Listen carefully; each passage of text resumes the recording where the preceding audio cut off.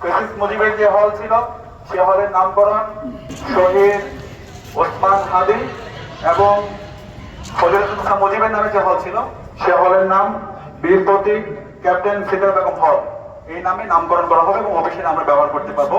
Syndicate meeting এর পরবর্তীতে আজকে মৌখিকভাবে সেটি অনুমোদন হয়েছে। বিশ্ববিদ্যালয়ের সর্বোচ্চ অভিভাবক বিসিক স্যার অনলাইনে যুক্ত ছিল এবং প্রবেশী স্যারও যুক্ত ছিল এবং সিন্ডিকেটের মাধ্যমে এই অফিসিয়াল অনুমোদন হবে।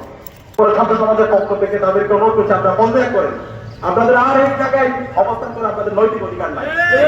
একই সাথে আইন উপদেষ্টা এবং পররাষ্ট্র উপদেষ্টা আপনাদেরকে আমরা বলেছিলাম এই খুনি হাসিনা এবং তার দোষরদেরকে যারা দিল্লিতে পালাইছে তাদেরকে দেখিয়ে এনে তাদেরকে বিচার আওতায় নিয়ে আসতে হবে। একই সাথে এই যে সারা দেশে আজকে আমরা দেখতে পাচ্ছি অপরাধীকে ধরা হয় এরপর তাদেরকে ছেড়ে দেওয়া হয়, তাদেরকে বিভিন্ন ধরনের তথ্যই করা হচ্ছে।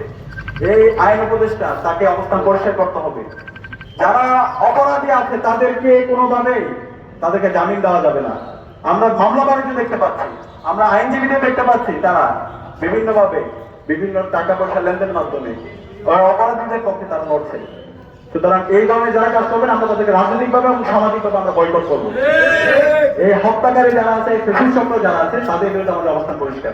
বাংলাদেশে তাদের রাজনীতি করার কোনো অধিকার নেই, তাদের বিচার হতে হবে। খুনি হাসিনাকে ভারত থেকে বাংলাদেশে এনে তাকে তার বিরুদ্ধে যে রায় এসেছে সেই রায় কার্যকর করতে হবে এবং এই রায় কার্যকর আমরা দ্রুত সময় কিন্তু দেখতে চাই। একই সাথে আমাদের উসমান হাদি ভাইকে যারা শহীদ করেছে, যারা হত্যা করেছে, এই হত্যাকারীদের ইন্টেলিজেন্স ঘাঁটি মেরে বসে আছে। আজকে ইন্টেলিজেন্স ফাংশন করছে না, আজকে ইন্টেলিজেন্স যদি ফাংশন করতো তাহলে এই এত বড় অপরাধ হতে পারতো না। এরকম এই যারা ঘাঁটি মেরে বসে আছে সবাইকে আইডেন্টিফাই করে সবাইকে বিচারের আওতায় নিয়ে আসতে হবে। আমরা গতকাল অবাক হয়েছি, প্রধান উপদেষ্টা তিনি বক্তব্য দিয়েছেন, চমৎকার বক্তব্য দিয়েছেন, কিন্তু বিচারের প্রশ্নে তিনি একটা কথা বলেন নাই। জাতির জন্য লজ্জা। এই স্বাধীন বাংলাদেশে কিভাবে এত বড় একটা দিনের দুপুর হত্যাকাণ্ড হয়, একটা জুলাই সহযোগিতাকে এভাবে হত্যা করা হয়। অন্তর্বর্তীকালীন সরকার প্রধান উপদেষ্টাকে অবস্থান পরিষ্কার করতে হবে এই সন্ত্রাসীদের বিরুদ্ধে বিচারের দাবিতে। না হলে আমরা দ্রুতই জুলাই যাবে এদেশের মুক্তিকামী ছাত্র জনতা রাজপথে নেমেছিল, তার চাইতে আমরা অনেক গুণ শক্তি নিয়ে আমরা রাজপথে নেমে আমরা আমাদের এই সন্ত্রাসীদের বিচারের আমরা নিশ্চিত করবো ইনশাআল্লাহ।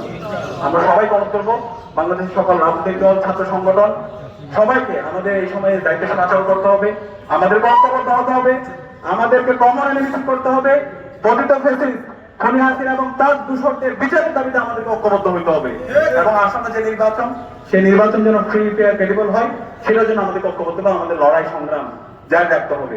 আমরা আশা রাখছি আমরা শহীদ হাদি শরণে, শহীদ হাদি শরণে, শহীদ হাদি,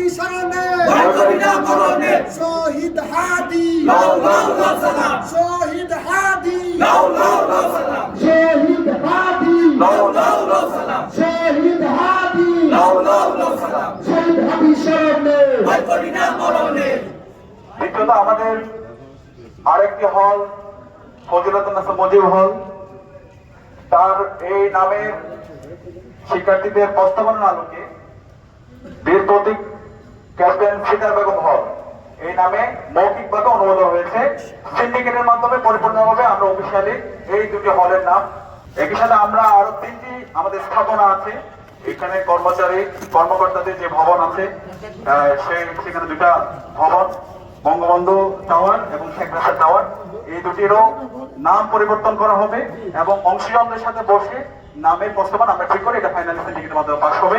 এবং আরেকটি হোস্টেল আছে সুলতানা কামাল হোস্টেল, সেই হোস্টেলের নামও পরিবর্তন হবে, শিক্ষার্থীদের থেকে প্রস্তাবনা এবং অংশীজনদের সাথে আলাপের মাধ্যমে এই নামও পরিবর্তন হবে। সব মিলিয়ে যে 5টি স্থাপনা আছে ফেসিবাদের আইকনদের নামে সেগুলো পরিবর্তন হয়ে নতুন ভাবে আমাদের যারা জুলাইয়ের আকাঙ্ক্ষা ধারণ করে এবং আমাদের সবার মতামতের ভিত্তিতে যে নামগুলো ফাইনাল হবে সেগুলোই বিশ্ববিদ্যালয়ের সিন্ডিকেটের মাধ্যমে সেগুলো অনুমোদন হয়ে সেগুলো আমরা ব্যবহার করবো ইনশাআল্লাহ।